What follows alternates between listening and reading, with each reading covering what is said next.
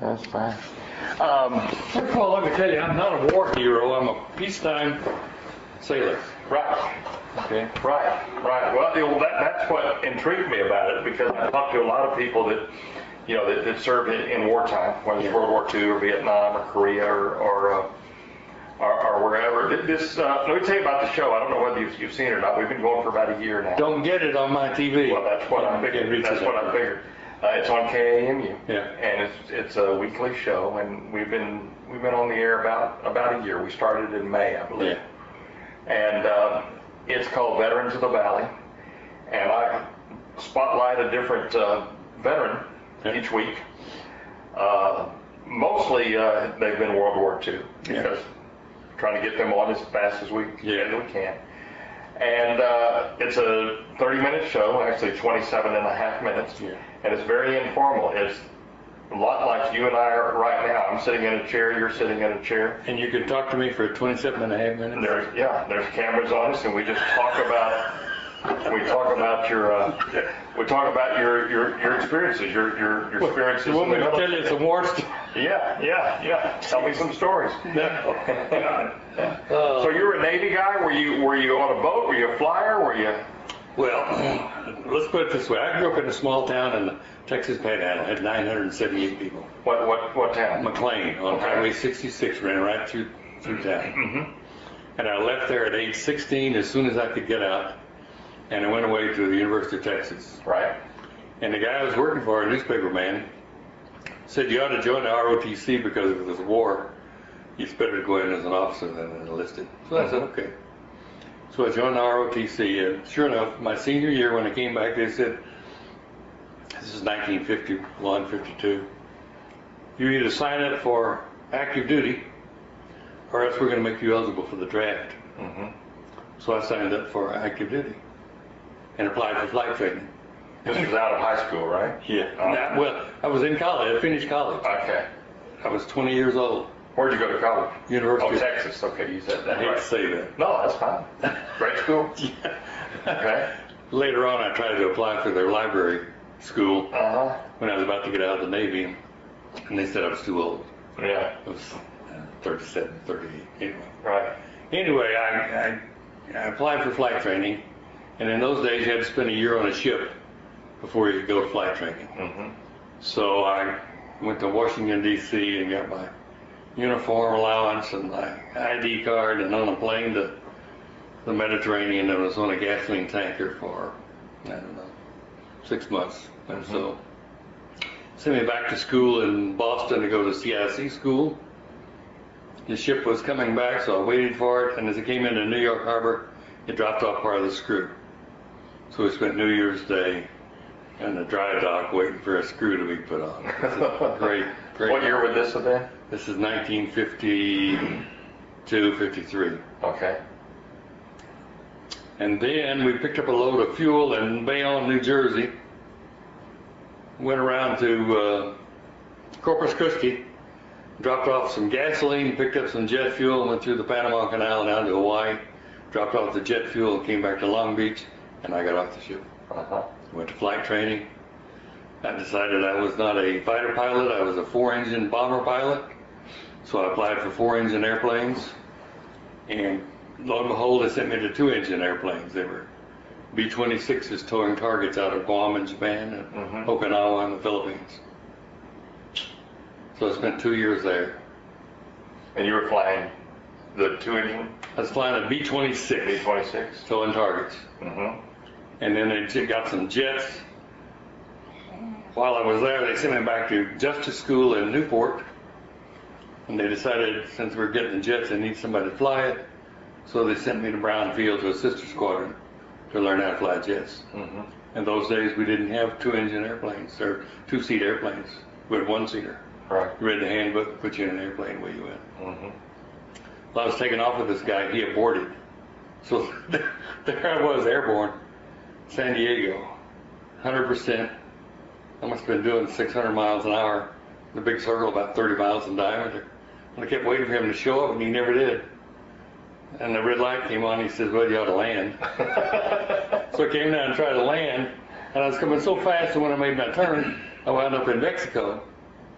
and I made another pass. Finally got landed, and started smoking again because it was just too much for me. I just had to have a cigarette. Anyway, went back to Japan and towed targets there. Ran out of gas in the jet on the way to a sister unit. Towed targets for Republic of Korea ships and anti-aircraft people. Let's see what else. Got transferred to San Diego, spent 2 years on the staff. Got married. Went to Lime School. It was graduate school in Monterey. Went to Mayport, 1950, 60, 59. Mm-hmm. They decided that I needed some carrier experience, which I tried to get out of. So they sent me to a squadron that flew single-engine prop aircraft, SPADs, the 84ADs, Sky Raiders. And there were two groups. There was a ECM group that went out on the big carriers units, and they jammed all the radar stations. And there was the one that I flew, had a big belly on it, and we would fly up, 6,000 or 8,000 feet above the ship, 300 miles away, and we'd send the radar picture back so they could turn off their radar, and they could extend their eyes. And had a lot of experiences on that ship. And then we were on the Wasp, and we were stationed in Quonset, and the Wasp was in Boston. So every time the Wasp went out, we had to go out and land on it. Whereas normally, the ship is alongside the airport, and they just let the airplanes on. Right. But we had to land on them. And then came, I guess it was what was JFK's quarantine blockade, 60s.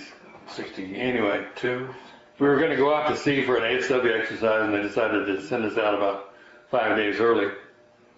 And we went down about 200 miles from the coast of Cuba, and we had 3 squadrons. We had 2 squadrons of S2S, or twin-engine aircraft, and a squadron of helicopters, and then my detachment of 4 Sky Raiders. And we would fly out and find ships heading towards Cuba, and we'd make a low pass. They gave us a special camera, and we took pictures of them. And then we rushed them back, and they developed them. And if they decided it might have some missiles on it, well, they send a Russian-speaking JG in a helicopter out there to speak to them on a bullhorn. And if they had missiles, they would talk about it for a while, and after a while, the ship would turn around and go back. So we spotted, 4 or 5, half a dozen maybe. Took pictures of them, and they all turned around and came back. But we were out there about 12 days. So you were on these single-engine props? Yeah, we flew around the clock off the USS Wasp. Now, were these 2-seaters? They were actually 4-seaters. 4-seaters? There was a guy sitting in the right seat looking at the radar, and 2 guys in the back who were tuning it. Right. And the guy watching the radar is the guy who took the pictures with the camera. Okay.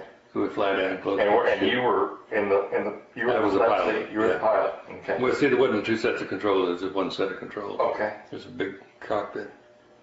And we'd fly down alongside the guy and take pictures. Somebody gave him a crash course on how to mash a button. Right. We'd take pictures and come back and they'd develop them, and then they'd send out a helicopter. But it was pretty exciting because we didn't know what the hell was going on. We didn't have any news. Radios were not allowed on the ship. Cameras were not allowed on the ship. The only news we got was through the regular ship's newsletter, which was sporadic at most, and we didn't know what the hell was going on.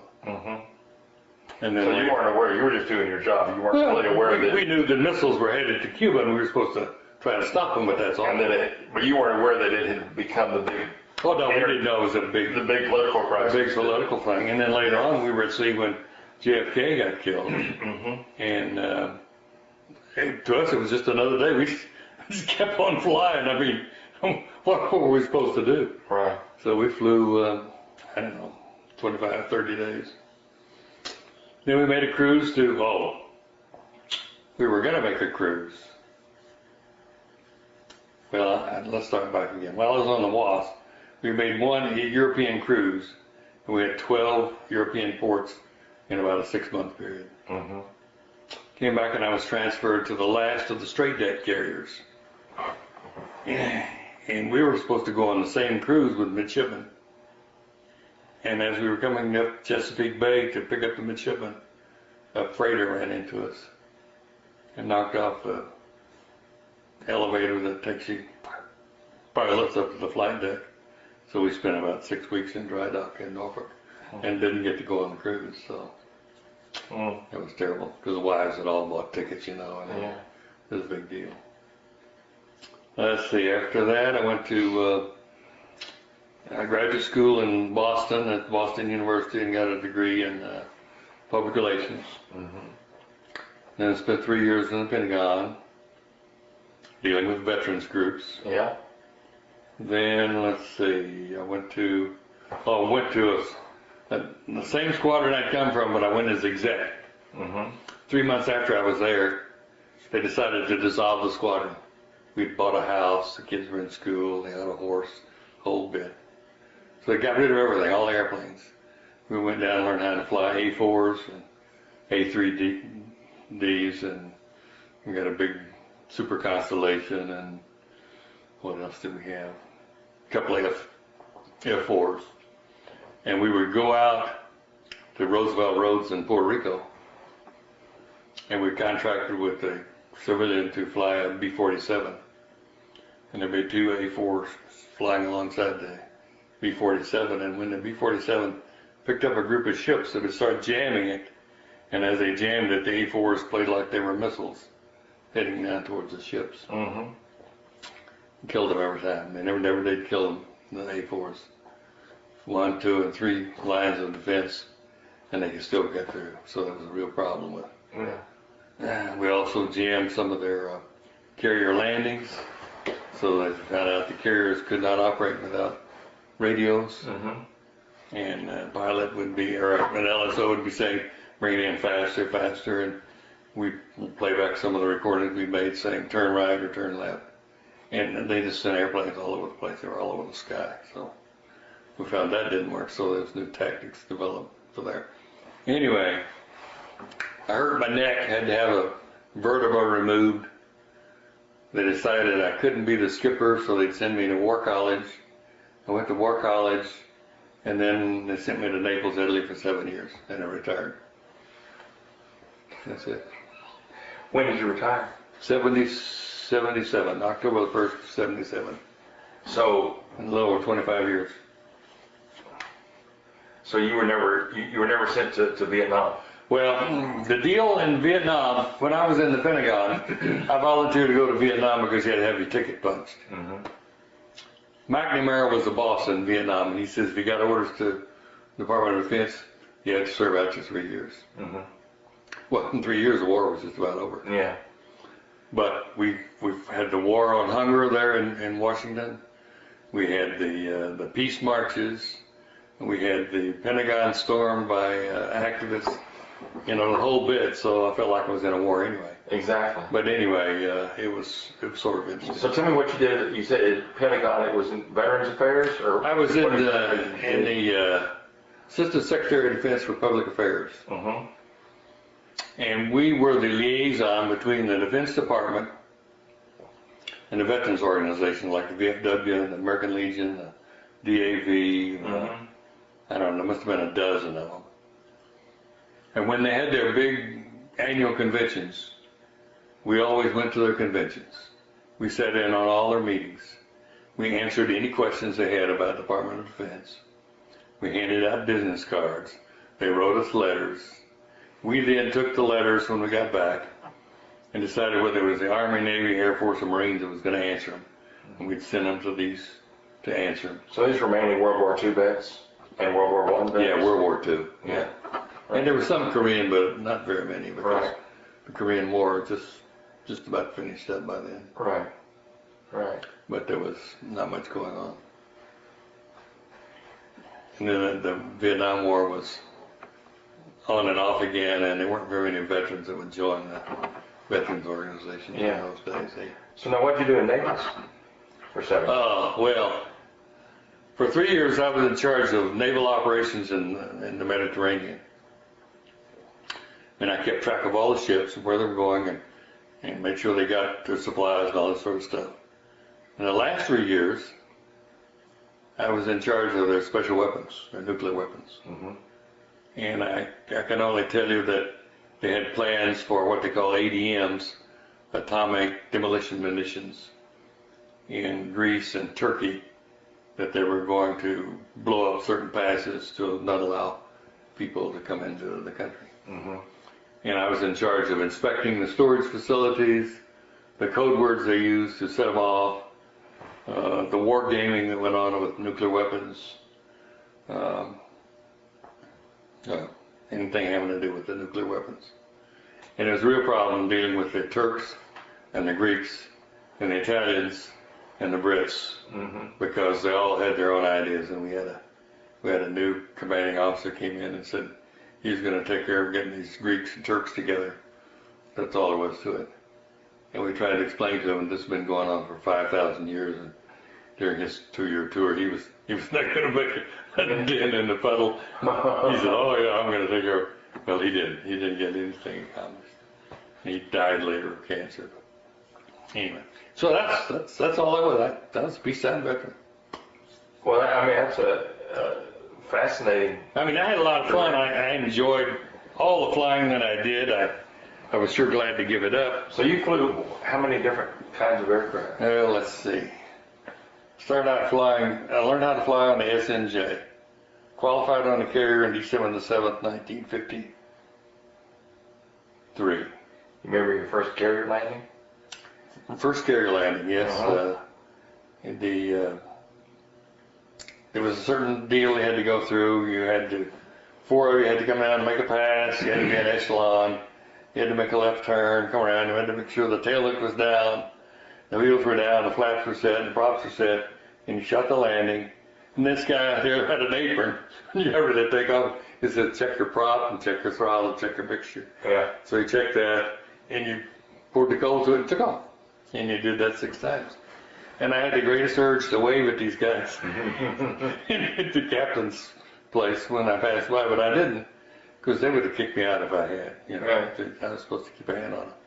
Anyway, that was fun. But qualifying in the AD was something else, because I don't know, they took us out with a detachment as extra pilots. And they launched us one day, and we thought we were going to get our 6th landing there. And we didn't. They just let us fly around the ship for 4.5 hours. It was ridiculous. We never did get any landings. We were out there 2 weeks and never did get any landings. So they sent us to another carrier, and we got 3 landings. And then they sent us to a carrier down in Pensacola, and we got our 6-day landings. And then it took 6 of us down to Norfolk to get our night landings. Well, 6 of us went out. One guy ran out of gas on the runway, and when the fuel truck came up, he ran into it. So he didn't get airborne. Another guy got airborne, said something was wrong with his instruments. He came out and landed. Another guy never got closer than 500 feet to the ship.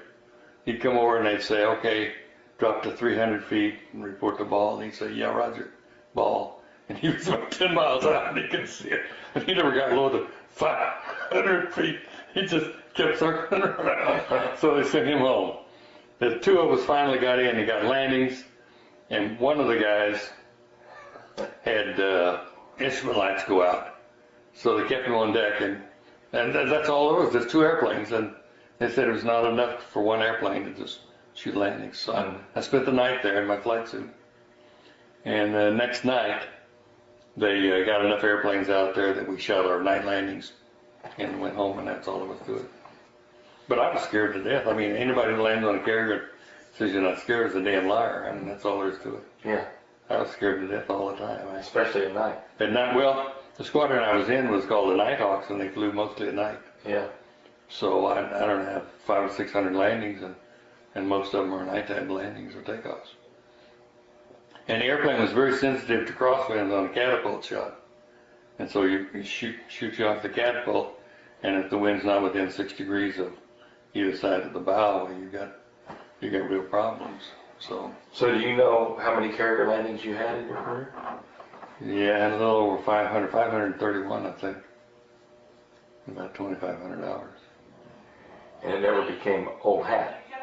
Oh, no, it was... Every one of them was intense. Every one of them was scary, and you know, what happened is we run 4-hour cycles hunting for submarines, and there would be a standby airplane, so that when you got shot off, if within 15 minutes you didn't get your radar fired up, they'd shoot the standby aircraft off. So there would be 2 airplanes airborne, because they wouldn't bring in the standby until they brought in the regular recovery. So that meant you had problems scheduling airplanes. But the people who were on standby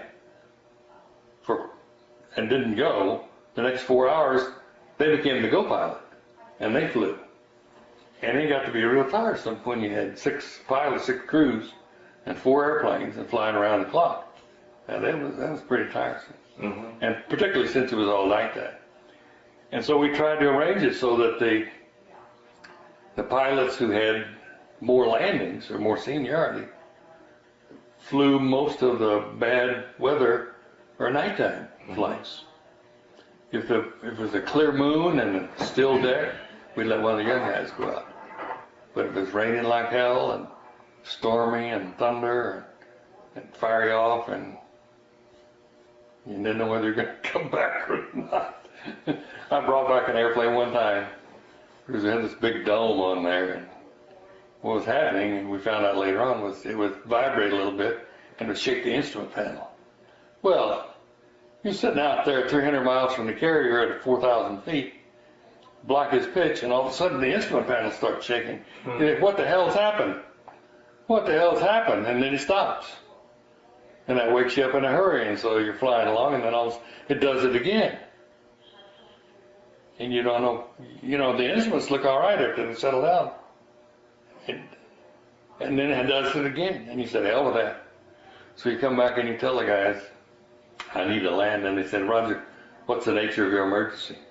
Well, I got this shutter. Well, you circle the ship until it's time to land. So for 3 hours, I circled the things. They wouldn't let me come in. But I was close enough to land, if there was a real problem. Yeah. Then another time the rear canopy blew off, and they wouldn't let me land. And another time the gas tank came off, went skittering up the runway like a rocket. Caught on fire and gas all over the place. And another time I missed a wire. They did what they call a bolter.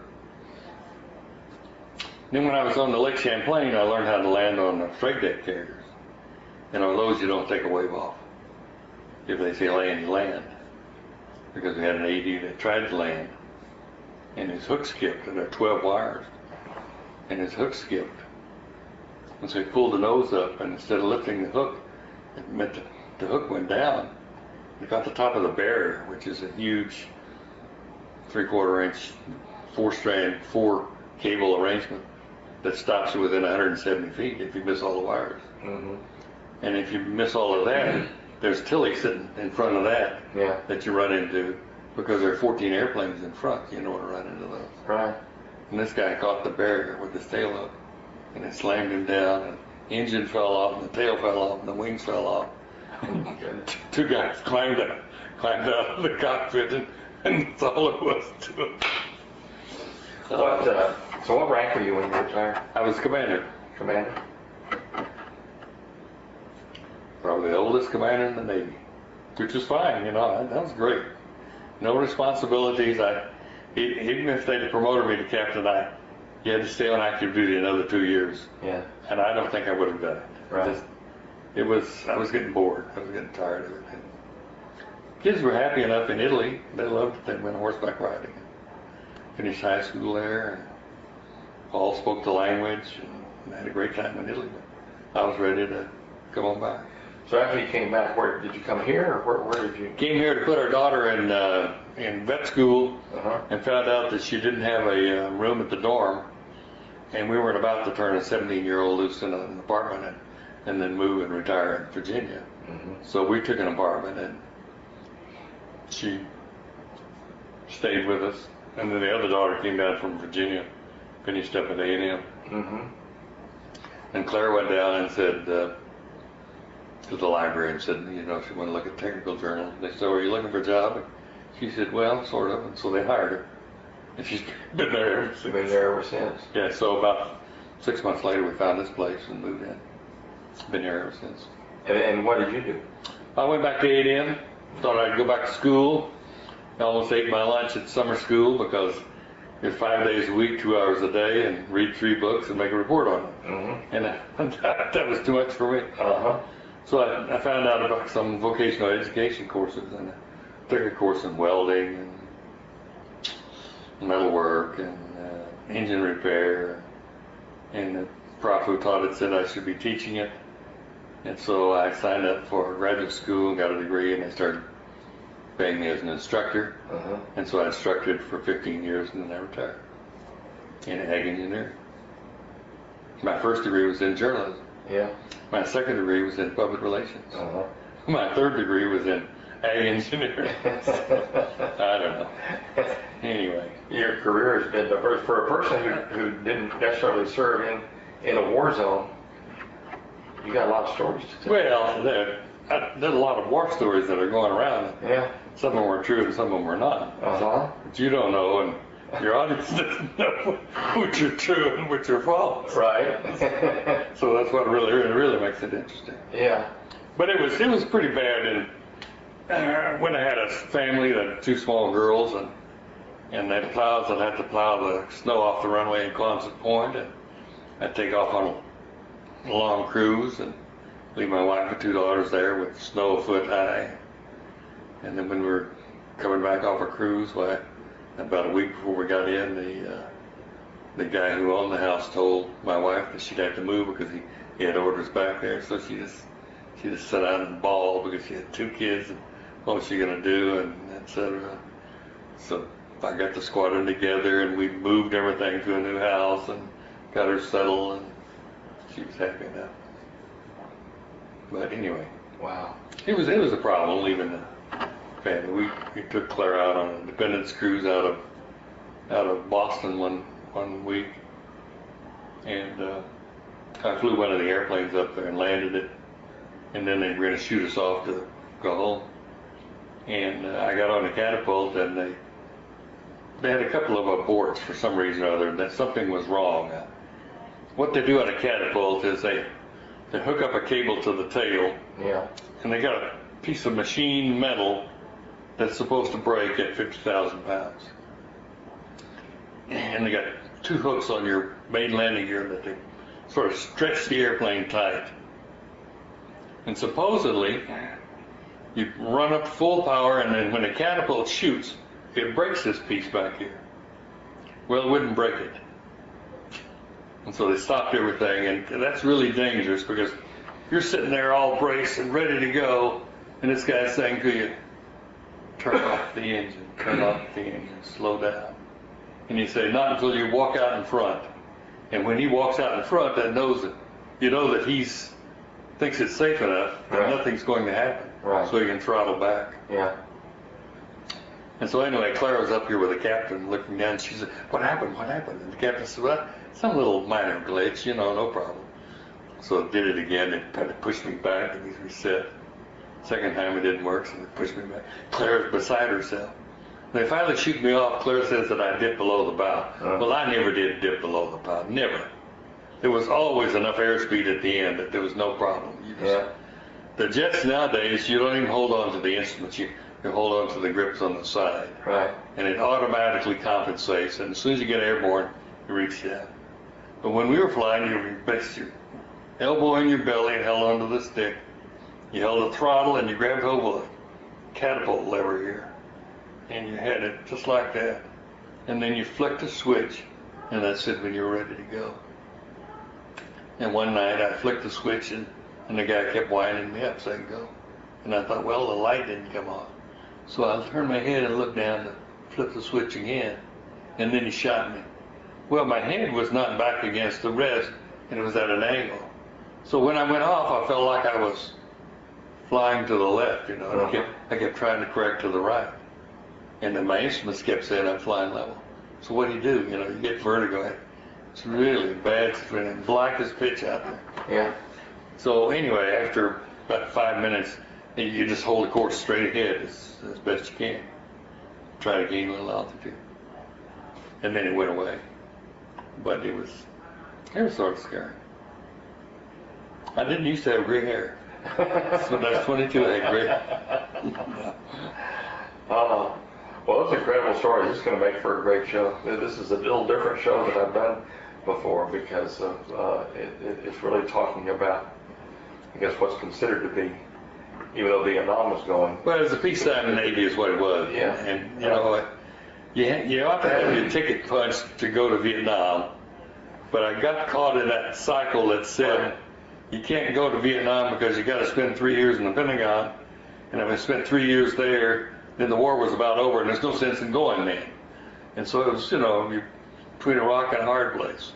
And so you didn't get your ticket punched. But I got promoted anyway, so it doesn't really make any difference. So Did you know the president? Nixon, I guess? I knew what happened is at the Pentagon they had a unveiling of a Medal of Honor, something or other, at the Joint Chiefs of Staff. Right. And it was one of my jobs to check everybody coming through to make sure that they were on the list of Medal of Honor recipients. Mm-hmm. And I forget one of them. And I'd stop and ask them, and they knew what I was doing. But one guy stopped and asked, and he said, "What's the matter with you, young man?" He says, "Don't you see this Medal of Honor pin?" And I said, "Yes, sir, but I'm still supposed to check it." He says, "Well, by God, my name's so-and-so." So I checked him off the list. And he was some famous guy. I didn't recognize him, but he had the Medal of Honor pin on, and so we let it through. But yes, I saw all the presidents. I saw Nixon and Johnson. Right. And of course, I didn't see Kennedy, but Right. it's just one of those things. And of course, in Washington, we felt like we were running a tour guide thing, because everybody came to visit us. Mm-hmm. Clara's parents came to visit, my parents, my brother, Clara's sister. They all came to visit. An old classmate came to visit. We put them up. We took them out to see everything. We took them around to the Smithsonian, the whole bit. Yeah. And since then, my grandson and I, because I'm in the process of spending the children's inheritance. Mm-hmm. When I die, they're not getting anything but the property. But the grandson and I made 2 trips to Washington, and we've seen all the museums. We made 2 trips to London. We've seen everything in London. They've now built the World War II Memorial in Washington. Right. And out at Dulles Airport, they have a huge hangar with all the airplanes of World War II and earlier. And we haven't seen that yet. So I keep saying, well, we're going to go next summer. And he keeps saying, well, I've got this truck and I've got a girlfriend and I just can't go off and leave her. And so and my wife won't let me go by myself because she's afraid something will happen to my heart or my hip or something. So I don't know what the hell I'm going to do. I keep saying to her, well, come June 1st, I'm leaving. Did you ever fly any of those World War II planes? Well, Did you ever fly a Hellcat? Like Grumman? That's another interesting thing. One of the squadrons at San Diego, where I learned how to fly jets, had F-6Fs that were drones. And what they do is they put you on the runway, and they had what they call a fox operator. And the fox operator sat there behind the airplane, and he could control the braking, differential braking, and the throttle. And just like flying model airplanes. He'd get it airborne. And then another guy would come in, and they had an identical set of controls up here. And he'd take over from the fox operator and fly this airplane out and let a ship shoot it down. Of course, we stayed 3 or 4 miles away. So one day they asked me if I wanted to fly one of the F-6s, and I said, sure. Well, they wanted me to fly it while a fox operator was learning how to take their planes off, so that I could mash the button and take over if there were problems, you know. We went down the runway like this and that, and then the guy took over in the air, and he decided to have a little fun with me, so he got me up to 3,000 or 4,000 feet, and then he started me down into the water. I turned the damn thing off in a hurry. And I couldn't land it, but I could fly it. So this was in an F6F. So Yeah, so it was a Hellcat, yeah. So you were flying it by yourself. By myself. And yeah, because it was a one-seater. And somebody else was controlling it. Was controlling it.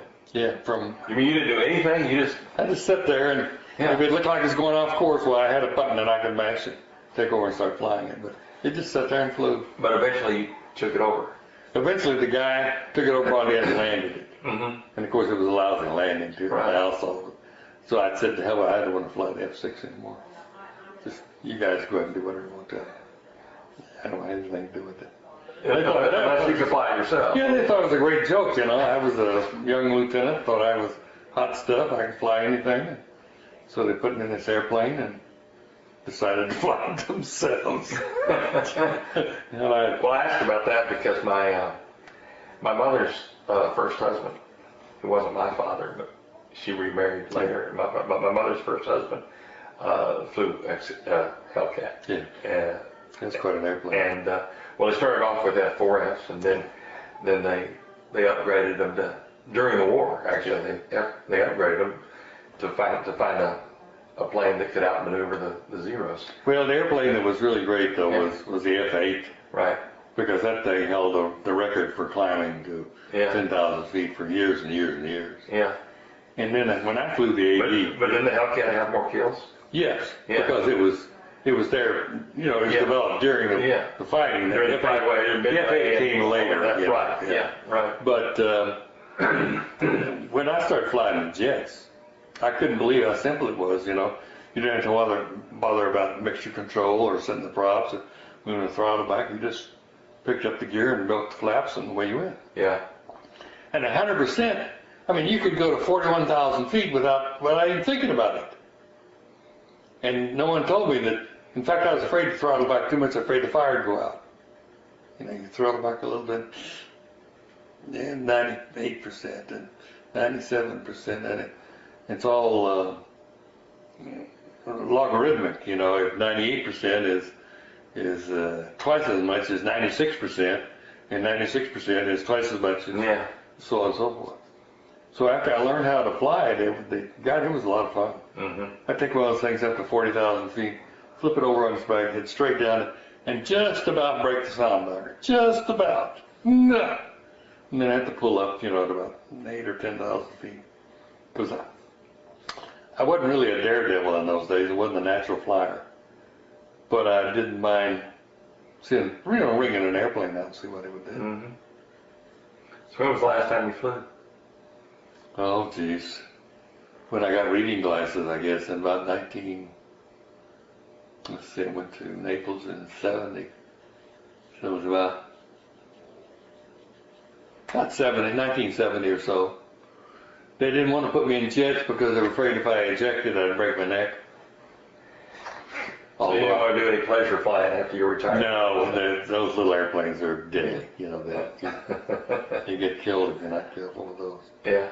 But I like flying the F9, and I like flying the A4.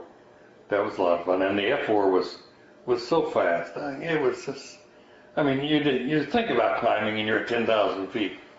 And with 2 engines and all that power, it's like strapping on a locomotive when you've been driving a Volkswagen.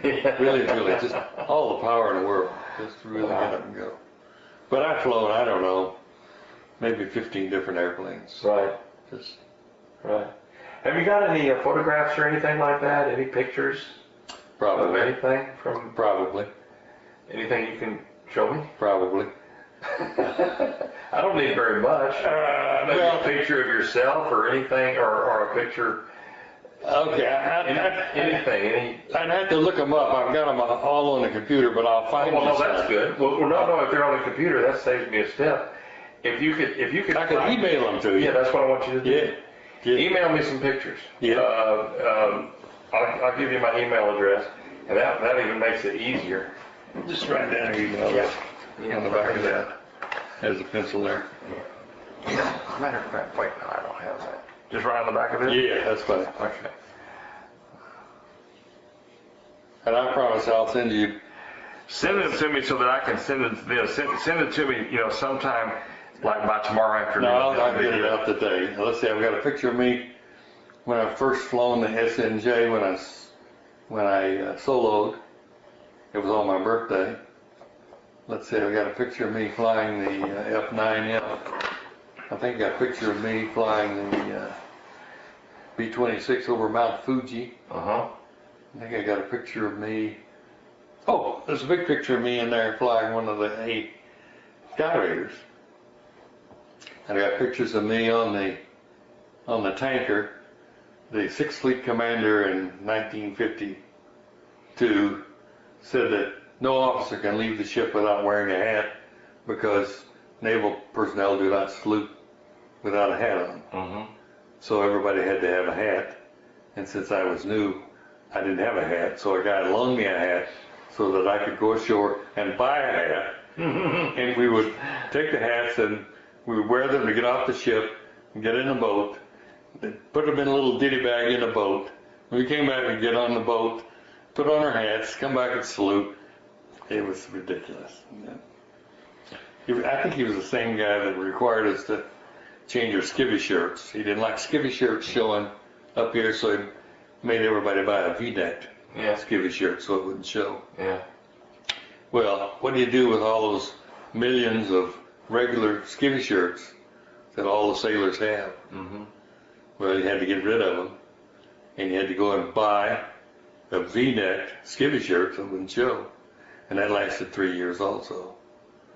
And then it went back to the regular. But I did a study at the War College about black officers in the Navy, and we went down to Washington and visited with Admiral Zumwalt. Mm-hmm. And I was impressed with his house because his house had all white rugs throughout. I mean, it was a huge house. They were all white. And I was afraid to walk on them. I was afraid to carry a drink, afraid I'd spill something. Uh-huh. But there were 5 guys there that did nothing but clean up the place after we left, so it didn't make any difference. But that was really something. Zumwalt. Wow. We got a nice letter from him later on saying thank you for visiting and appreciated all his work and all that good stuff. But that and a quarter will get you. Well, yeah, send me a dozen or so pictures or whatever your favorite. I'll send you whatever I got. Yeah. Send I've me. got some pictures of me as a midshipman when I was 18 years old. Good, I want that too. Yeah, young and through that, and then we'll somewhere in the middle of the show or so we'll stop and we'll just do a little slideshow of the pictures and let you comment on each one, and then we'll do that. We're gonna do the show Wednesday. We start taping about 1:30. If you want to get there about 1:15. I'll be there. You know where KAMU is? Got all those big antennas. Yeah, it's a 1-story building there on Houston Street. I took him some money there one time when they were running a radio thing for subscribe. Right. Send your money. Yeah. So I got up all my change, I got a sack full, and took it into them. Yeah. You can park in the back. If you're going down Houston Street, the building will be on your left. You can just take a left right after the building and park. There's a parking lot right behind the building. Okay. You can park there, and you can come in the back door. There's a ramp there in the back door, and you can come in there.